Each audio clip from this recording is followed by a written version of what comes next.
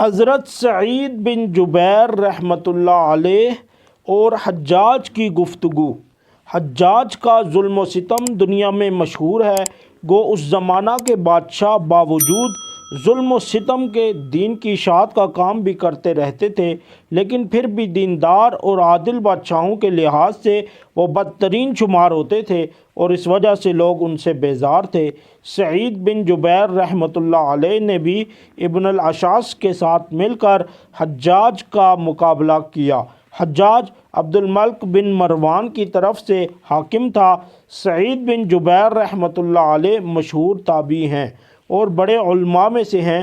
حکومت اور بالخصوص حجاج کو ان سے بغض و عداوت تھی، اور چونکہ مقابلہ کیا تھا اس لیے عداوت کا ہونا بھی ضروری تھا۔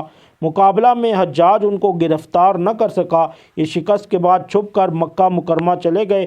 حکومت نے اپنے ایک خاص آدمی کو مکہ کا حاکم بنایا اور پہلے حاکم کو اپنے پاس بلا لیا۔ اس نئے حاکم نے جا کر خطبہ پڑھا، جس کے آخر میں عبد الملک بن مروان بادشاہ کا یہ حکم بھی سنایا کہ جو شخص سعید بن جبیر رحمۃ اللہ علیہ کو ٹھکانہ دے اس کی خیر نہیں۔ اس کے بعد اس حاکم نے خود اپنی طرف سے بھی قسم کھائی کہ جس کے گھر میں بھی وہ ملے گا اس کو قتل کیا جائے گا، اور اس کے گھر کو نیز اس کے پڑوسیوں کے گھر کو ڈھاؤں گا۔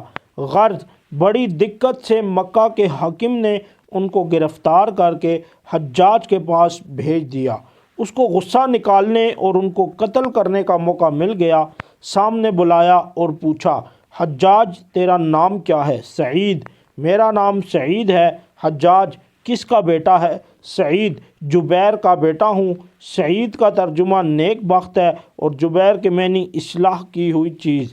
اگرچہ ناموں میں معنی اکثر مقصود نہیں ہوتے، لیکن حجاج کو ان کے نام کا اچھے معنی والا ہونا پسند نہیں آیا۔ اس نے کہا، نہیں، تو شکی بن کثیر ہے۔ شکی کہتے ہیں بدبخت کو، اور کثیر ٹوٹی ہوئی چیز۔ سعید، میری والدہ میرا نام تجھ سے بہتر جانتی تھی۔ حجاج، تو بھی بدبخت اور تیری ماں بھی بدبخت۔ سعید، غیب کا جاننے والا تیرے علاوہ اور ہے، یعنی علام الغیوب۔ حجاج، دیکھ میں اب تجھے موت کے گھاٹ اتارتا ہوں۔ سعید، تو میری ماں نے میرا نام درست رکھا۔ حجاج، اب میں تجھ کو زندگی کے بدلہ کیسا جہنم رسید کرتا ہوں۔ سعید، اگر میں جانتا کہ یہ تیرے اختیار میں ہے تو تجھ کو معبود بنا لیتا۔ حجاج، حضور اقدس صلی اللہ علیہ وسلم کی نسبت تیرا کیا عقیدہ ہے؟ سعید، وہ رحمت کے نبی تھے اور اللہ کے رسول تھے جو بہترین نصیحت کے ساتھ تمام دنیا کی طرف بھیجے گئے۔ حجاج، خلفاء کی نسبت تیرا کیا خیال ہے؟ سعید، میں ان کا محافظ نہیں ہوں، ہر شخص اپنے کیے کا ذمہ دار ہے۔ حجاج، میں ان کو برا کہتا ہوں یا اچھا؟ سعید، جس چیز کا مجھے علم نہیں میں اس میں کیا کہہ سکتا ہوں، مجھے اپنا ہی حال معلوم ہے۔ حجاج، ان میں سب سے زیادہ پسندیدہ تیرے نزدیک کون ہے؟ سعید، جو سب سے زیادہ میرے مالک کو راضی کرنے والا تھا۔ بعض کتب میں بجائے اس کے یہ جواب ہے کہ ان کے حالات بعض کو بعض پر ترجیح دیتے ہیں۔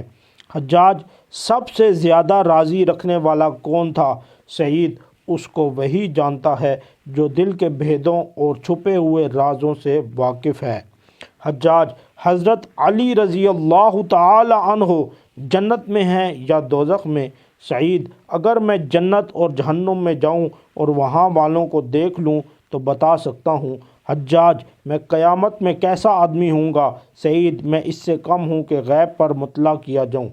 حجاج، تو مجھ سے سچ بولنے کا ارادہ نہیں کرتا؟ سعید، میں نے جھوٹ بھی نہیں کہا۔ حجاج، تو کبھی ہنستا کیوں نہیں؟ سعید، کوئی بات ہنسنے کی دیکھتا نہیں، اور جو شخص کیا ہنسے جو مٹی سے بنا ہو اور قیامت میں اس کو جانا ہو اور دنیا کے فتنوں میں دن رات رہتا ہو۔ حجاج، میں تو ہنستا ہوں۔ سعید، اللہ نے ایسے ہی مختلف طریقوں میں ہم کو بنایا ہے۔ حجاج، میں تجھے قتل کرنے والا ہوں۔ سعید، میری موت کا سبب پیدا کرنے والا اپنے کام سے فارغ ہو چکا۔ حجاج، میں اللہ کے نزدیک تجھ سے زیادہ محبوب ہوں۔ سعید، اللہ پر کوئی بھی جرأت نہیں کر سکتا جب تک کہ اپنا مرتبہ معلوم نہ کر لے، اور غیب کی اللہ ہی کو خبر ہے۔ حجاج میں کیوں جرأت نہیں کر سکتا حالانکہ میں جماعت کے بادشاہ کے ساتھ ہوں اور تو باغیوں کی جماعت کے ساتھ ہے۔ سعید میں جماعت سے علیحدہ نہیں ہوں اور فتنہ کو خود ہی پسند نہیں کرتا، اور جو تقدیر میں ہے اس کو کوئی ٹال نہیں سکتا۔ حجاج ہم جو کچھ امیر المؤمنین کے لیے جمع کرتے ہیں اس کو تو کیسا سمجھتا ہے؟ سعید میں نہیں جانتا کہ کیا جمع کیا۔ حجاج نے سونا چاندی کپڑے وغیرہ منگا کر ان کے سامنے رکھ دیے۔ سعید یہ اچھی چیزیں ہیں اگر اپنی شرط کے موافق ہوں۔ حجاج شرط کیا ہے؟ سعید یہ کہ تو ان سے ایسی چیزیں خریدے جو بڑے گھبراہٹ کے دن یعنی قیامت کے دن امن پیدا کرنے والی ہوں، ورنہ ہر دودھ پلانے والی دودھ پیتے کو بھول جائے گی اور حمل گر جائیں گے اور آدمی کو اچھی چیز کے سوا کچھ بھی کام نہ دے گی۔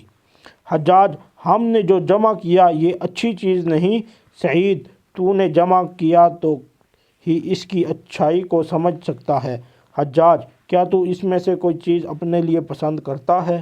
سعید میں صرف اس چیز کو پسند کرتا ہوں جس کو اللہ پسند کرے۔ حجاج تیرے لیے ہلاکت ہو۔ سعید ہلاکت اس شخص کے لیے ہے جو جنت سے ہٹا کر جہنم میں داخل کر دیا جائے۔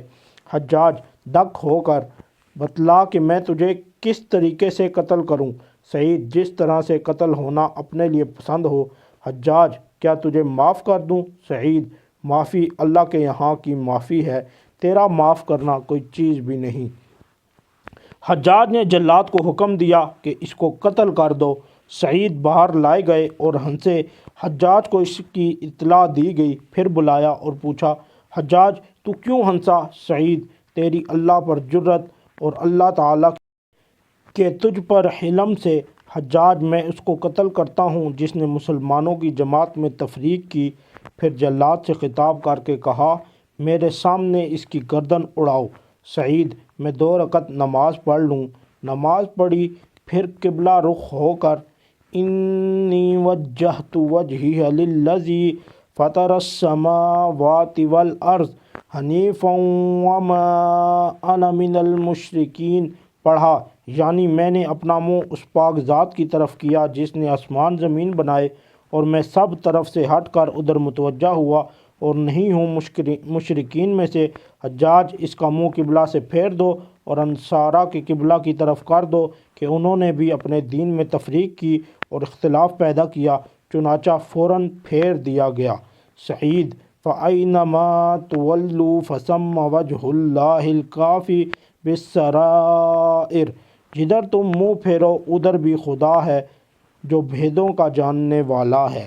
حجاج اوندھا ڈال دو یعنی زمین کی طرف منہ کر دو، ہم تو ظاہر پر عمل کرنے کے ذمہ دار ہیں۔ سعید منہا خلقناکم وفیہا نعیدکم ومنہا نخرجکم تارۃ اخری، ہم نے زمین ہی سے تم کو پیدا کیا اور اسی میں تم کو لوٹائیں گے اور اسی سے پھر دوبارہ اٹھائیں گے۔